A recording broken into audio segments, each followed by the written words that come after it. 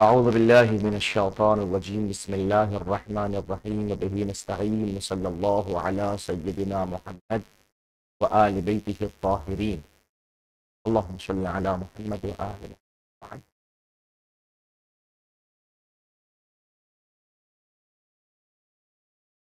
قال رسول الله صلی اللہ علیہ وآلہ وسلم تعلموا العلم. حضور فرماتے ہیں علم کو حاصل کرو، علم کو پڑھو. مولا کیوں؟ حضور کیوں؟ سرور کائنات کس لیے؟ اے رحمت للعالمین علم کے حصول کا حکم کس لیے ہے؟ وَهُوَ أَنِيسٌ فِي الْوَحْشَةِ. یہ علم ہے، جب آپ وحشت میں ہوں تو یہ آپ کا انیس ہوتا ہے، آپ کا دوست ہوتا ہے. وَصَاحِبٌ فِي الْوَحْدَةِ. اور جب آپ تنہا ہوں، اکیلے ہوں، یہ آپ کا بہترین دوست ہوتا ہے. وَالدَّلِيلٌ عَلَى السَّرَّاءِ وَالضَّرَّاءِ.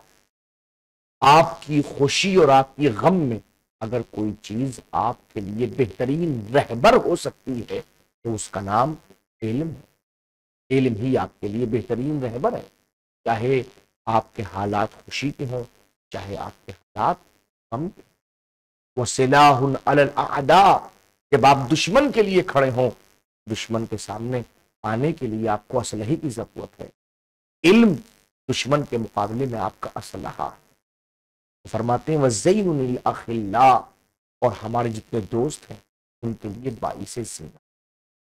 اگر ایک ایک جملے پر غور و فکر کیا جائے تو میں سمجھتا ہوں اتنے جملوں کی ادائیگی تحصیل علم کے لیے ہمیں مہمیز نہیں. ایک ایک جملے پہ بھی اگر ہم غور و فکر کر لیں تو تحصیل علم کے لیے وہی کفایت ہے. سلام ہو اللہ کے رسول آپ کی ذات اقدس کے اوپر، ہمارے ماں باپ فدا ہوں آپ کی قدموں کے اوپر کہ آپ نے ایسے بہترین راستے معین فرما دیے کہ جن پر چلنے کے بعد صرف عقبہ ہی نہیں دنیا بھی سبق. ہماری گفتگو چل رہی تھی نجاسات سے متعلق، اور یہ کہا گیا تھا کہ نجاسات جن سے نجاسات اشرا ہیں، 10 ہیں. البول، الثانی الغائط، الثالث الدم، الرابع المنی، والخامس میتہ، والسادس الکلب، والسابع الخنزیر. آج سے گفتگو رہی والکافر، یعنی ثامنی 8ویں نجاست، نجاسات میں سے وہ الکافر کافر ہے. ٹھیک ہے نا؟ کافر جو ہے، اب مراد کیا ہے؟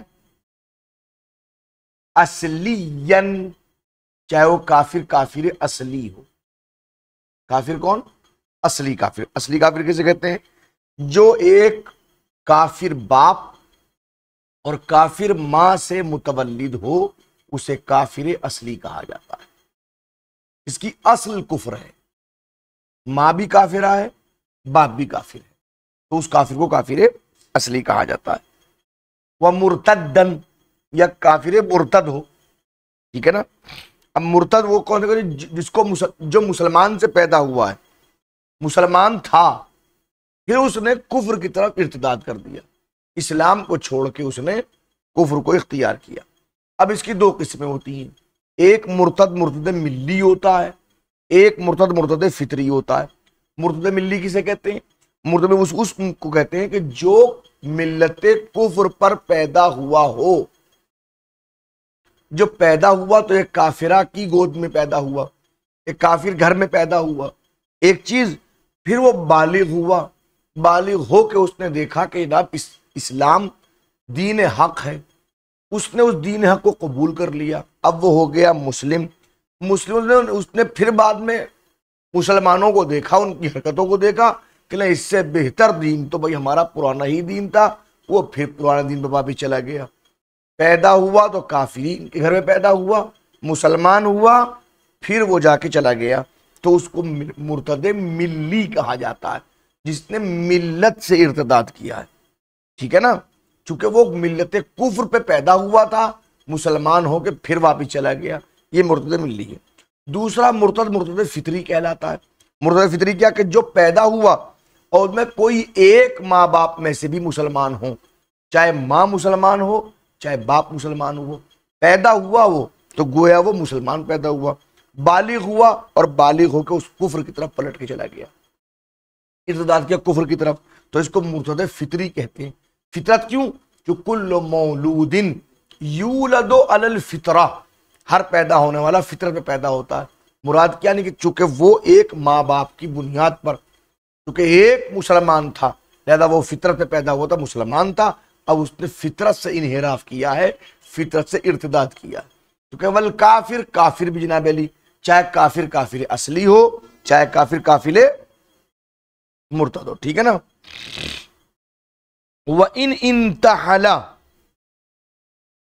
الاسلام، اگرچہ اس کا انتساب کسی اسلام کی طرف ہی کیوں نہ ہو، مع جہدہ لبعض ضروریات، اس کے ساتھ ساتھ اس نے اسلام کی کچھ ضروریات کا انکار کر دیا۔ کیا مطلب؟ فرض کیجئے کہ وہ کسی ایک کیفیت سے انتساب رکھتا تھا، نسبت رکھتا تھا اسلام سے، کہ ماں مسلمان تھی یا باپ مسلمان تھا اس کا، ٹھیک ہے نا، ماں یا باپ کوئی ایک مسلمان تھا، اب نسبت تھی، لیکن وہ کیا کام کر رہا ہے؟ اس نے کچھ ضروریات کا انکار کر دیا۔ اب اسلام کی ضروریات کیا ہیں؟ مثلا نماز، نماز کچھ نہیں ہے، ہوں میں مسلمان، لا الہ الا اللہ محمد رسول اللہ، وہ اسلام سے نسبت رکھتا ہے، لیکن بعض ضروریات اسلام کا انکار بھی کر رہا ہے، نماز کا انکار، سجدے کا انکار، حج کا انکار، خمس کا انکار، جہاد کا انکار، امر بالمعروف و نہی منکر کا انکار، یہ انکار کر رہا ہے، تو وہ بھی کافر ہو گیا۔ جو بھی اسلام کی ضروری چیزوں کا انکار کر دے ہیں، اب اس کا خاص جملہ استعمال کیا ہے کہ ضروریات اسلام کیا ہیں، کہ وہ تمام حکم، وہ تمام احکامات جن کے اوپر علماء مسلمین کا اجماع ہوا ہو، جسے نماز کا وجوب، روزے کا وجوب، حج کا وجوب وغیرہ وغیرہ، جس پر تمام علماء اسلام کا اجماع ہو کہ یہ ضروریات اسلام میں سے ہے، اب اگر کوئی اس کا انکار کر دے تو کافر۔ اسلام کی ضروریات میں سے ایک ضرورت جو ہے وہ حجاب بھی تو ہے، کوئی انکار کر دے کہ اسلام میں حجاب نہیں ہے، جو بھی انکار کرے وہ کافر ہے۔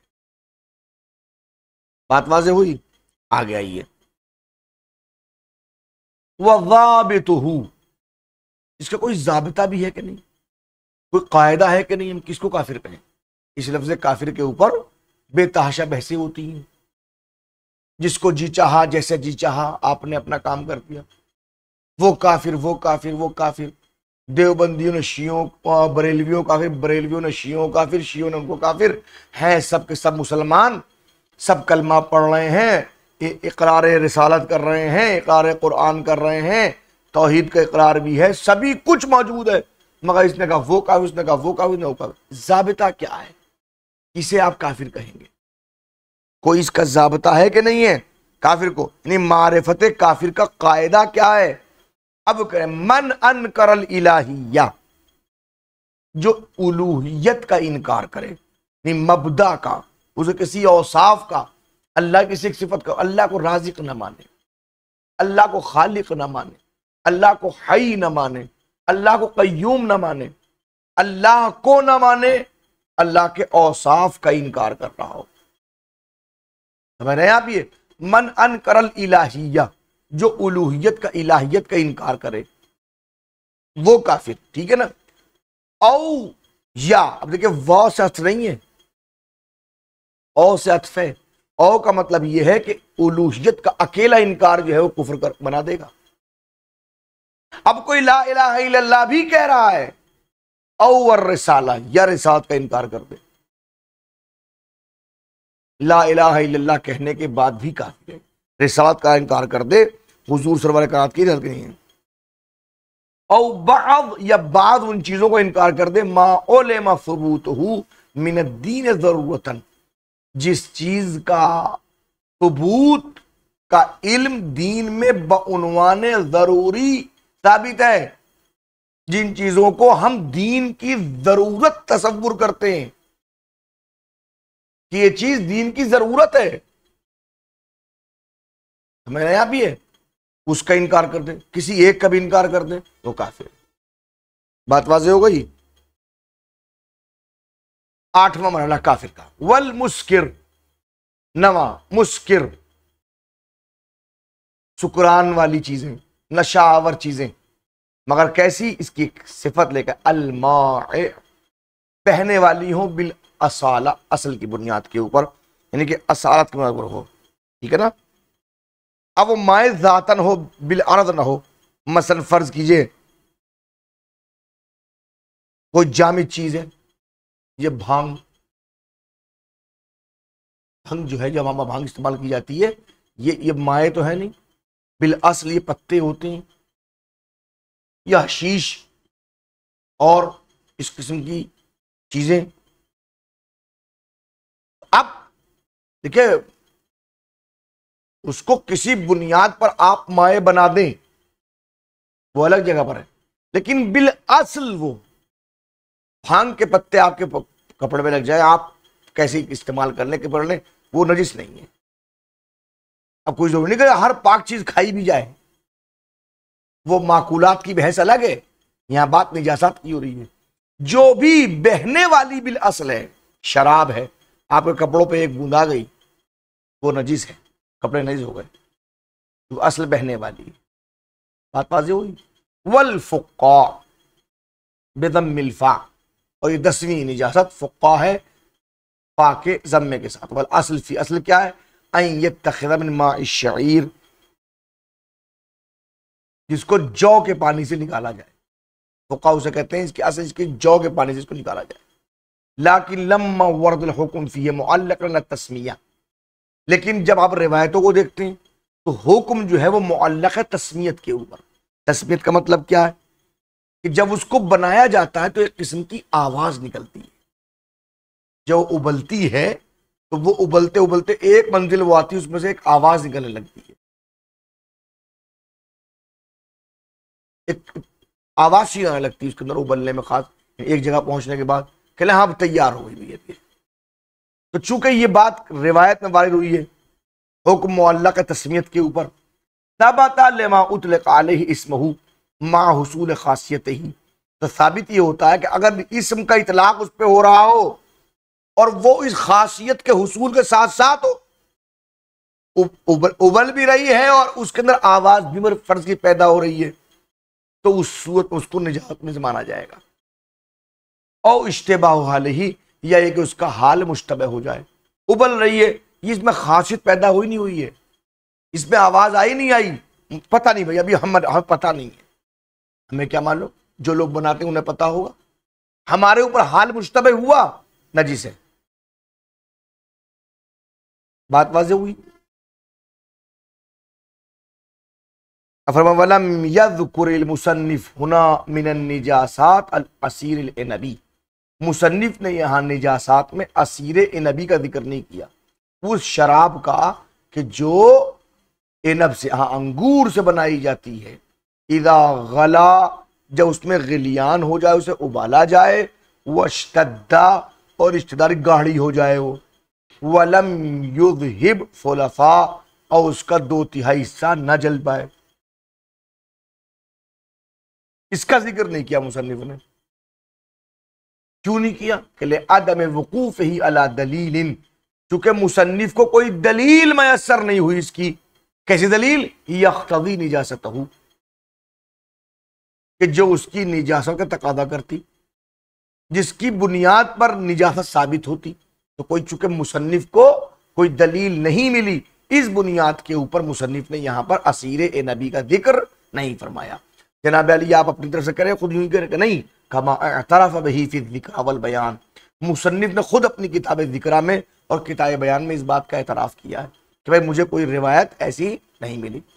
لیکن سیاتی، لیکن اب یہ شارح فرمانے کہ ٹھہریے، ان قریب آئے گا، کیا آئے گا؟ کہ ان ذہاب ثلثیہ مطہر، کہ اس کا 2/3 جل جانا مطہر ہے۔ جب مطہرات کی بحث پڑھیں گے آپ تو وہاں آئے گا کہ اسیر نبی کا اگر 2/3 جل جائے، ختم ہو جائے، تو 2/3 جلنا یہ مطہر ہے باقی 1/3 کے لیے۔ 1 لیٹر آپ نے اسیر نبی چولہے پہ رکھی اور آگ جلا دی، جلنے لگی، معلوم یہ ہوا کہ تقریباً 650 گرام سے زیادہ جو ہے وہ ختم ہو گئی۔ اب 350 گرام بچ رہی، فرض کیجئے 350 گرام، 350 گرام، 350 گرام، یہی تو لگ بھگ 1 لیٹر، 1 لیٹر کچھ گرام بیٹھے گا، تو فرض کی اتنا بچا، تو 2/3 جلنا 1/3 کے لیے مطہر ہے، یہ آئے گا وَهُوَ يَدُلُّ عَلَىٰ حُکْمِهِ بِتَنَجُّسِهِ۔ یاد رکھیے یہ 2/3 کا جلنا جب مطہر ہے تو یہ دلالت کرے گا اس بات کے اوپر کہ وہ نجس تھی۔ 2/3 جلنے سے پہلے نجس تھی، تبھی تو مطہر ہوا وہ، تبھی 2/3 جلنا اس کے لیے پاک ہونے کا سبب بنا کہ فَلَا عُذْرَ فِي تَرْكِهِ۔ لہذا اب مصنف کے پاس اس کو چھوڑنے کا کوئی عذر نہیں ہے۔ اب فرق ہے وَقَوْنُهُ فِي حُکْمِ الْمُسْکِرِ، یاد رکھیے وہ خود حکم مسکر میں بھی تو آ گئی، نشاور ہے کہ نہیں ہے، الماء بالاصالہ ہے کہ نہیں ہے، تو اس میں آ گئی۔ کہنے وہ کون ہو فی حکم المسکر، اگر اس کو آپ شامل کریں حکم مسکر میں، کما ذکرہ فی بعض کتبہ، جیسے مصنف نے اپنی بعض کتابوں میں اس کو شامل بھی کیا ہے، لا یقتضی دخولہ فیہ حیث یطلق، تو تقاضا نہیں کرتا اس بارے میں کہ آپ اسیر کو حکم مسکر میں داخل کر کے یہ کہیں، یہ دعویٰ کریں کہ اس کے ذکر کی احتیاج نہیں ہے۔ اطلاق بیان کیا ہے، بھئی آپ کہیں کہ جناب جب وہاں اسیر نبی کا ذکر کیا ہے تو وہ اسیر نبی کا ذکر نہیں کیا، چھوڑ دیا، حکم مسکر میں تو آ گیا، تو حکم مسکر میں آنا اب ضروری نہیں کہ آپ اس کو باب نجاسات میں الگ سے داخل کریں۔ بات سمجھ رہی نا؟ وَإِن دَخَلَ فِي حُکْمِهِ حَيْثُ يُذْكَرُ، اگرچہ اس کو اگر آپ حکم مسکر میں داخل بھی کر دیں تو وہ ذکر بھی کیا گیا، اسے مطہرات کے باب میں ذکر آ گیا، تو باب نجاسات میں نہ آنا اس بات کی علامت نہیں کہ مطلق ہے تو آپ اس کو الگ سے ذکر کریں، آپ نہیں، حکم مسکر میں آ گیا، اور اگر داخل کر دیں حکم مسکر میں تو اس کا ذکر باب مطہرات میں موجود ہے، جس کا تقاضا ہے کہ نہ وہ نجاسات میں موجود ہے۔ بات وہذہ النجاسات انشاءاللہ بعد میں، وصلی اللہ علی محمد وآلہ الطاہرین۔